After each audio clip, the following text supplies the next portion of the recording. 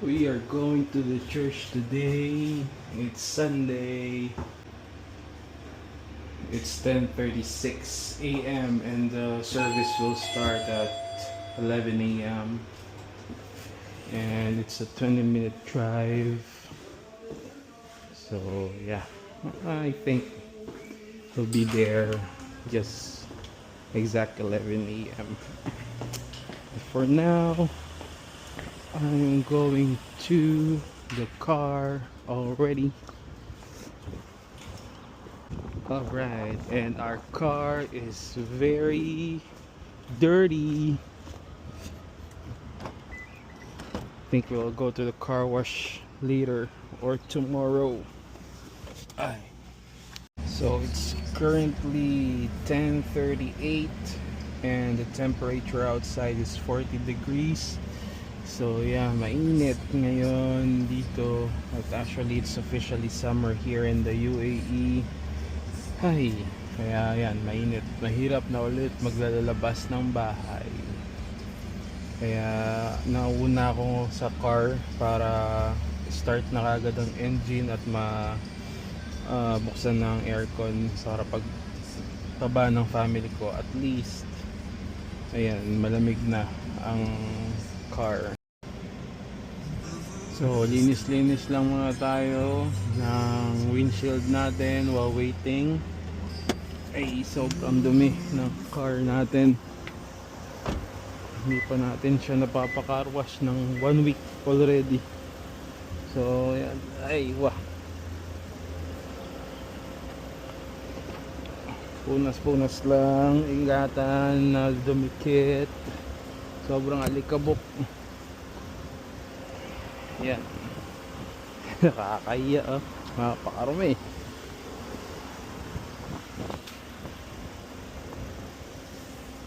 Yo, diba? Napakakapal ng alikabok. So dito pag nagpalinis ka ng kotse, sahan mo after 3 days madumi na siya uli. So wala tayong magagawa, hindi, punas-punas lang muna. Maybe tomorrow magpa-carwash tayo or ako na mismo mag-carwash. Medyo mahirap mag-carwash kasi ngayon dahil mainit, sobrang init dito, hindi mo kakayanin. Pero mahalaga malinaw ang ating windshield para iwas disgrasya, diba? At yan guys, nandito na sila, pababa na. So yun na ang mga family. So it's 10:45, says here 11:05 we will be there.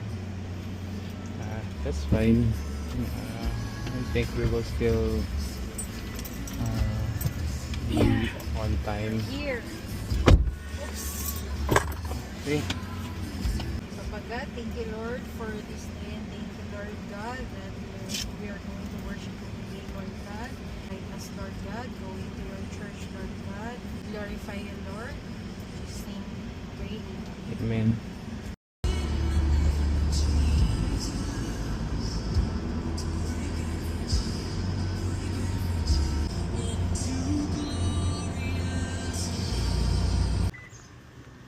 We're here na. It's 11:08. So nag-start na sila. You can hear the praise and worship team already.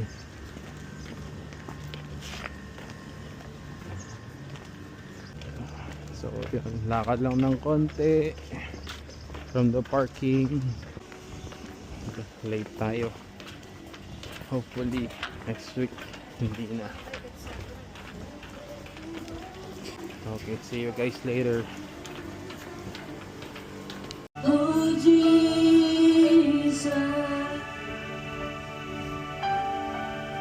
yes, we got our house right now. So we're finished na, done with the service. Uwi na, tanghaling tapat. It's 1:25 p.m. So, yun, tanghaling tapat. At yun, nakaka-bless ang makarinig ng Word of God and makapag-worship.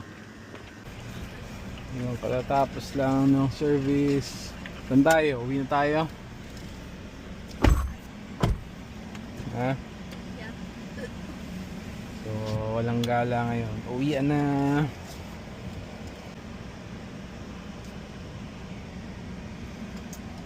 Mga kabash. So, dito sa Jesus Touch Church,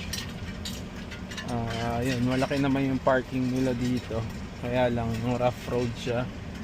Eh, minsan napupuno rin to. Yun. Tapos, every after service nila, meron silang fellowship time. May mga lunch silang naka-prepare. May nagpe-prepare ng lunch. But for now, hindi po na kami umaattend. Yeah, maybe next time. It's only our third week, di ba? Third Sunday pa lang natin. So it's only our third week attending Jesus Touch Church. So maybe next month magstay kami for fellowships. But they're always asking us to stay. They're messaging us. They're coming to us and asking us to stay for a bit. But yeah, maybe next time. Not for now. So ngayon, uwi na kami. Araw-araw may quiet time ka, may devotion time ka. And even dun sa mga times na nagluluto ka or naglilinis ka ng bahay, you can always listen to worship songs. And syempre, habang nakikinig ka, nag-glorify mo yung name ni God. Kasi you're also declaring the goodness of God in your life through songs.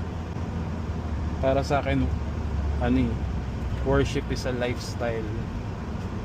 Hindi lang siya every Sunday nangyayari. Kailangan mo siyang i-apply sa buhay. At hindi ko na malayan, overspeeding na pala ako. Sunday ngayon, mga kinis. Yan ang isang Pilipinas.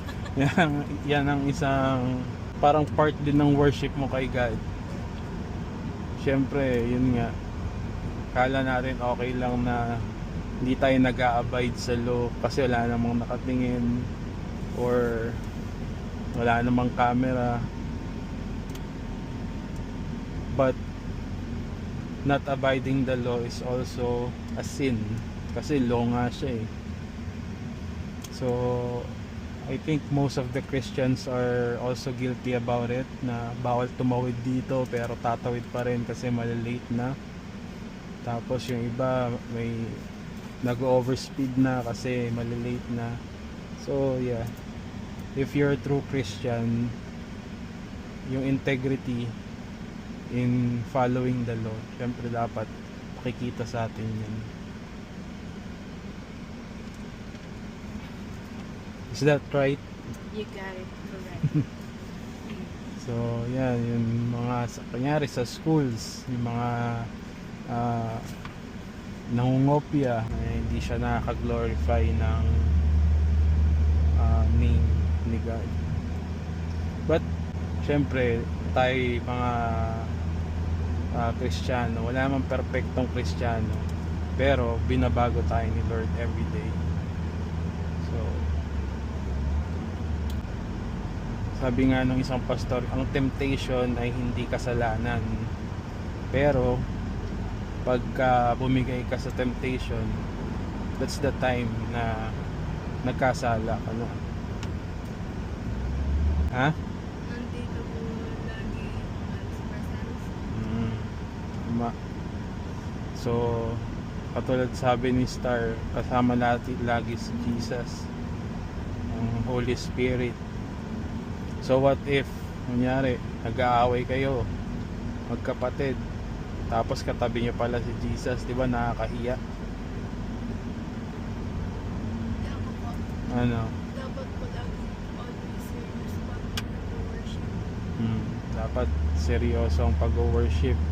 You put 100% of your mind, body, and soul. Hindi yung kung ano-ano yung iniisip. Today pala guys is the first Sunday of the month. So, dun sa Jesus Touch, first Sunday of the month din yung communion nila. For Christians kasi, inaalala natin yung pagkamatay ni Jesus from the cross. So, we partake bread and grape juice. Bread is the symbol of God's flesh, and grape juice symbolizes God's blood. So once a month na nagpa-partake kami ng communion. So with Jesus Touch Church, they do it every first Sunday of the month. Yun lang, na-share lang habang nagda-drive. At wala nang ganap ngayong linggo. Yun lang talaga ang pinuntahan namin, makapag-church. And maybe next time, yun nga, makapag-extend kami ng konting oras for their fellowship. We will pray for that, na i-ready kami ni God at ng Holy Spirit to join their fellowship. And kasi for now parang medyo na nakakahiyang magstay pa lang ganun, mag-extend, though very welcoming naman sila. And yeah, actually nung first Sunday namin, very warm ang welcome nila sa amin. And nakaka-bless din yung church nila, but personal preference na rin siguro namin na for now hindi mo na mag-join ng fellowship. But yeah, in God's perfect time, lahat naman may perfect timing ni God. So we will pray for that, para makatikim naman ng ibang luto. Si Mami ayaw daw magstay kasi nahihiya daw siya, wala siyang bit-bit na pagkain.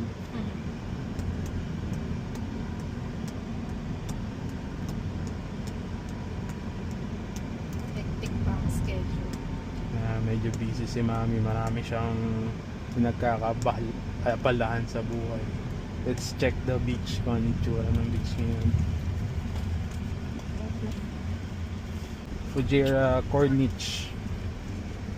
Nung winter pa, hindi pa masyadong mainit, dalas kami dito kasi ito yung pinakamalapit sa amin. At yan, walang bayad ang parking, maluwag, pwedeng mag barbecue. Tapos yung mga bird. Dami pang mga bird ngayon, walang mga migratory bird, nag-alisan sila siguro. Nag-migrate Oo, kasi sobrang init dito.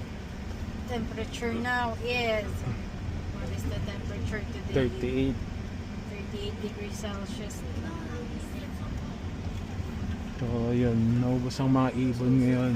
40 degrees, 41 degrees, my gosh. Pero ang gandang dagat ngayon, no? Pero wala, ay, may naliligo rin, no? So maraming naliligong mga bata. Medyo malakas ang Guys, if you agos. want to go there, Let's try yalla, testing. go. Try. Don't turn it off. So yun guys, medyo mainit pero maganda ang tubig ngayon, no? May mga naliligo rin, no? Oh, mga bata. But I'm not sure if the water is cold. You want to try? Star? Ate wag try daw.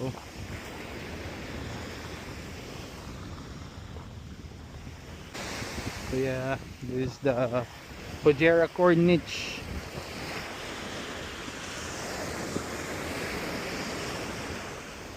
Si madam, oh, nakapayong pa, ayaw initan.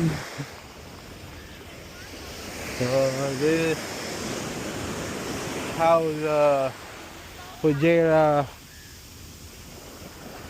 beach looks like.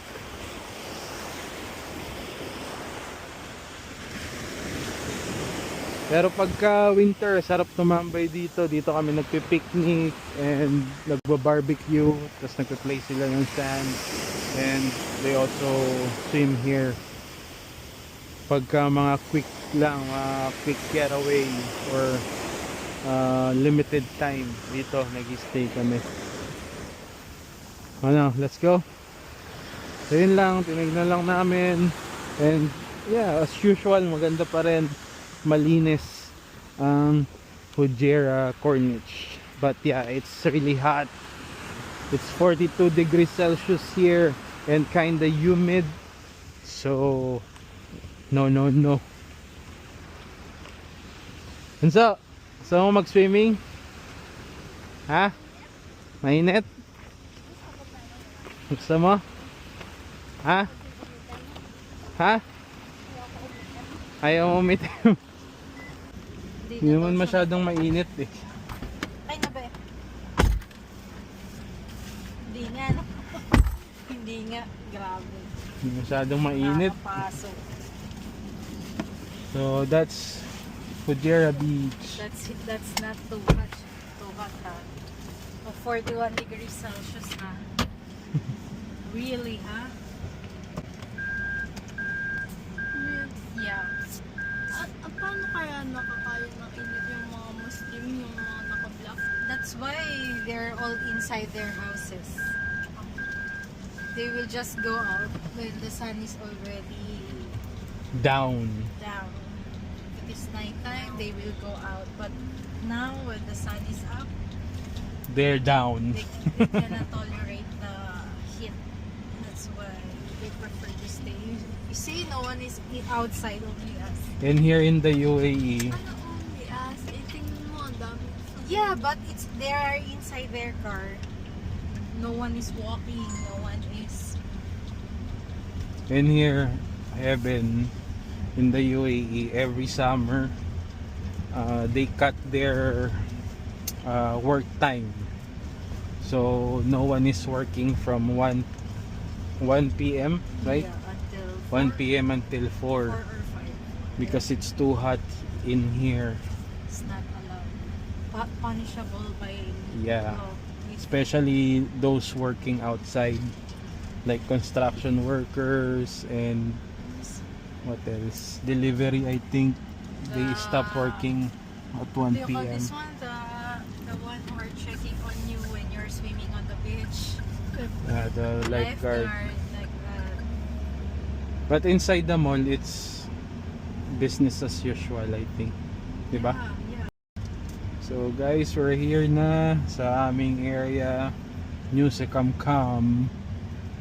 Ito ang aming parking area. Dati sobrang spacious dito, sobrang luwag. But now it's kinda crowded already. Kasi may bagong building na nagbukas yung katabi namin and mga mayayaman ang mga nakatira. Maganda ang sasakyan nila. But yeah, this is our space. And pero till now, hindi naman kami nauubusan ng parking. Unlike sa ibang area dito, talagang wala kang maparkingan. But here sa place namin, there's still a lot of parking spaces. So yun. Don't forget your big bet, ha? Till next time, guys. Come with us. Yeah, just explore with us until next time. But for now, we'll go ahead and end our day here. It will be more on Still not ended. yeah, it's only 1:52 p.m. So hindi pa tapos ang araw, pero sa amin ay started. more on sa bahay na lang, manonood ng TV, mag YouTube, mag cellphone and everything. Yung ganun na lang, kakain.